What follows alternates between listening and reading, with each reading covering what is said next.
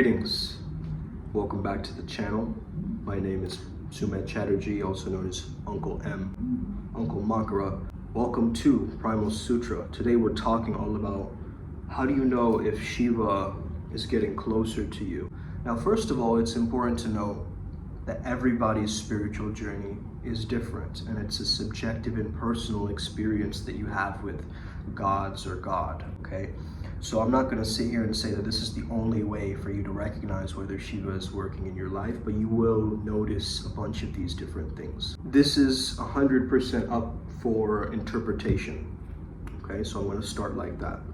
I myself am a channeler, and I've been going through many experiments, including channeling Shiva's frequency, and I understand that for me, Shiva is my heart space, or the bridge between all the other deities, because he helps to balance the lightness with the dark. He is the ultimate guru in a sense, because he allows people to really go through the process of understanding everything. Shiva gives you an understanding of everything and nothing at the same time, okay? Also, I really love the fact that Shiva's archetype is this kind of rebellious, kind of bad boy energy. Didn't really listen much to Parvati's father, right? Like, he's a little bit of a trailblazer if you think about it, if you really look at his story and what he represents, right? Which is that masculine energy, that presence, that focus, that determination. You know what I mean? Like that energy of just like, I don't need anything, okay? I don't need anything because I'm ultimately already free. So one way you might notice that Shiva's beginning to work with you is through different dreams and meditations. Anytime that you access your subconscious mind, you might be seeing symbolism. Through these liminal states of mind, you'll begin to understand Shiva's energy. He communicates a lot through meaningful coincidences and different types of synchronicities that are gonna pop into your life out of the blue. And you're gonna be like, really? I was not expecting that. When you get obsessed, you're pushing Shiva away. When you get egotistical, you're pushing Shiva away. When you don't do your research before diving into something, you're pushing away Shiva. Because why? There are reasons for all of this, right? The Ganga, or the water in Shiva's hair, symbolizes the end of ignorance. This implies that you should know what you're getting yourself into. And just like that, oh my gosh, guys, this is beautiful. Let me show you guys. Just like that, outside we see Nandi, Shiva's bull, and I believe that's a swan or a goose or something like that, right? Wow, guys, this is really amazing, huh? That's another sign of Shiva. Shiva's here with us right now in this video, so shout out to Nandi the bull. Mahayogis, they don't fall for Momaya. Momaya is the attachment to illusion. Shiva represents mind control. Why? Because mind control leads to self-control. You cannot win your battles if you're being obsessed with something, addicted to something, craving something, desiring something. Desire is telling you that you are not fine already, that you have some hole to fill, that you have something lacking in your life, that you have some scarcity. Shiva also never tolerates evil, and he teaches us to take the negativity that shows up in life, take it in our stride, and turn it into positive excellence and productivity. Shiva holds the drum, known as Damaru, which represents that from the stillness comes the first sound. This Damaru accompanies Shiva's dance, so he teaches us about dance. Although his Tandav destroyed the world, he still introduced that art form to the world. Shiva represents that creation and destruction that's represented through the Damaru, the two sides of the Shiva and the Shakti. The Spanda is the pulsation of the universe. It's also like two triangles with their points touching, if you notice the drum, right? A drum is just like two triangles touching together, so it's the Shiva and the Shakti coming together, basically. So this is Shiva, this is Shakti, okay? Illuminati is Shiva, upside down Illuminati is Shakti, okay?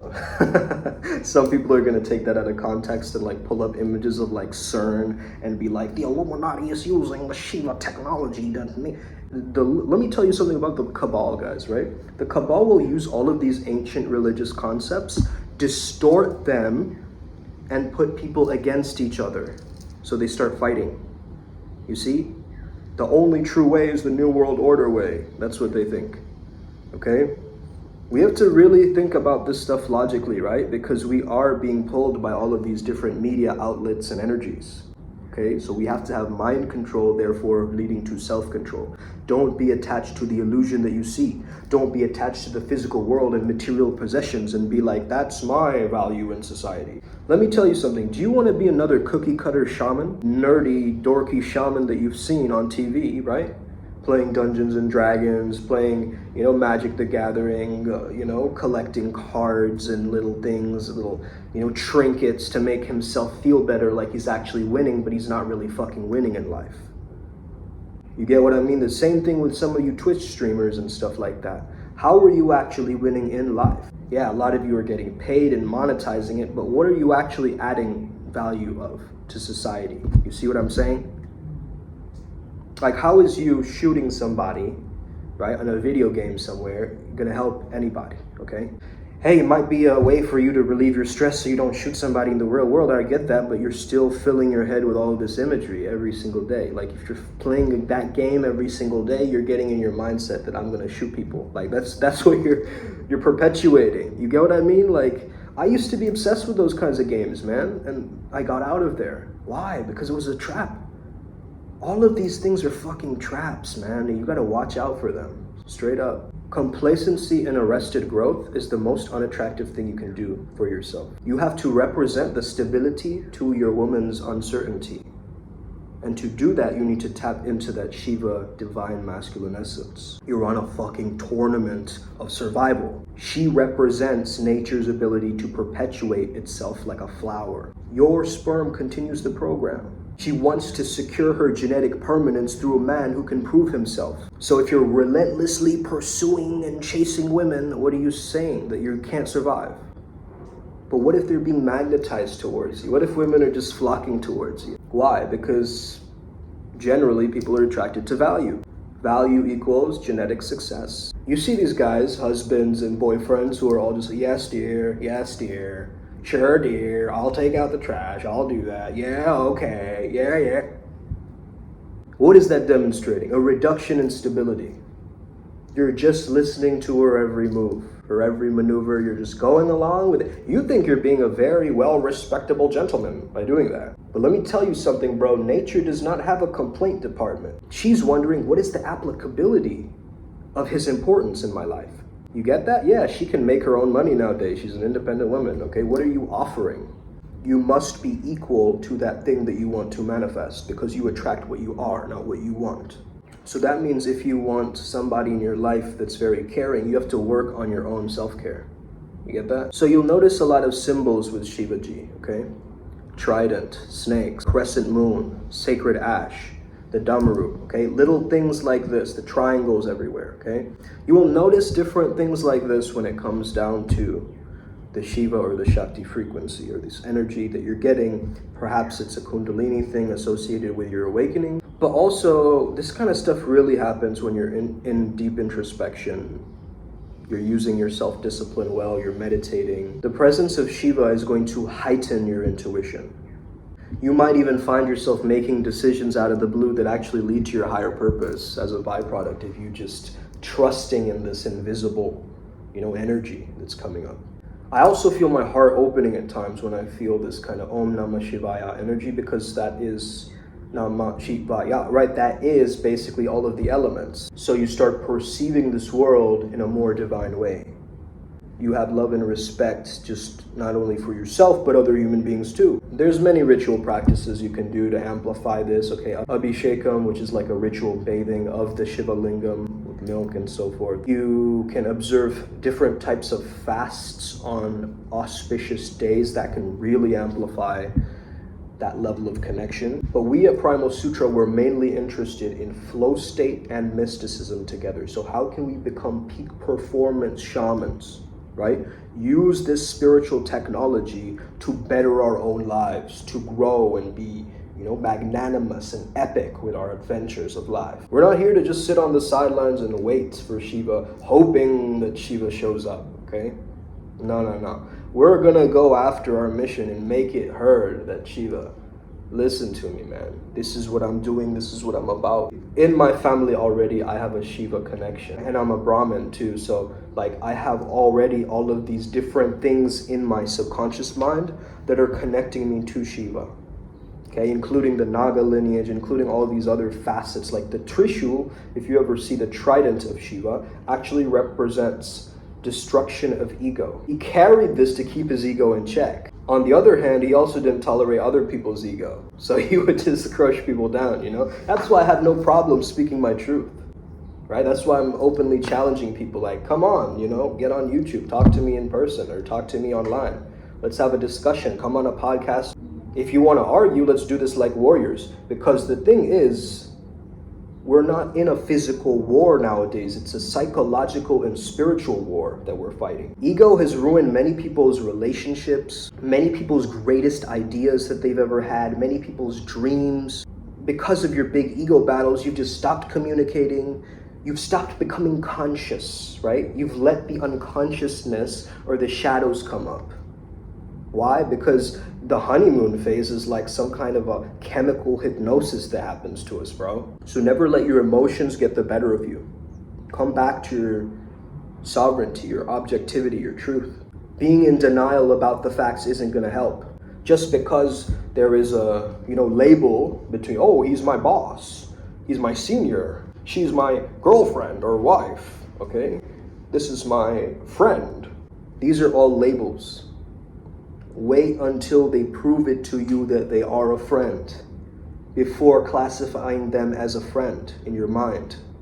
You don't know that. They could be frenemies for all you know. They could be secretly hating on you behind your back and you don't even know it.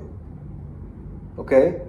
So a true, authentic friend or a girlfriend, these are all labels. Let her prove it to you that she is your woman. If she's really that into you, she will do all of these things. She will stop responding to other guys' weak-ass messages. She will, double down on this thing and make it work. But again, she's also run by a genetic code. So the moment you get complacent, the moment you take your foot off the brake and you stop caring about the relationship, that's when it stops working.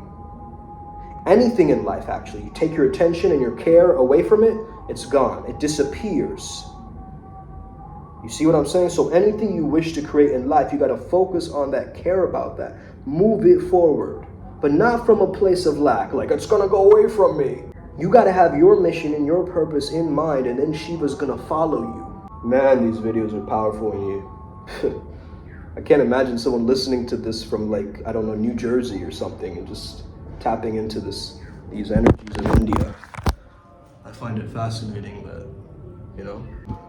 being out in nature like this definitely changes your consciousness level, or it does something to you, that's for sure.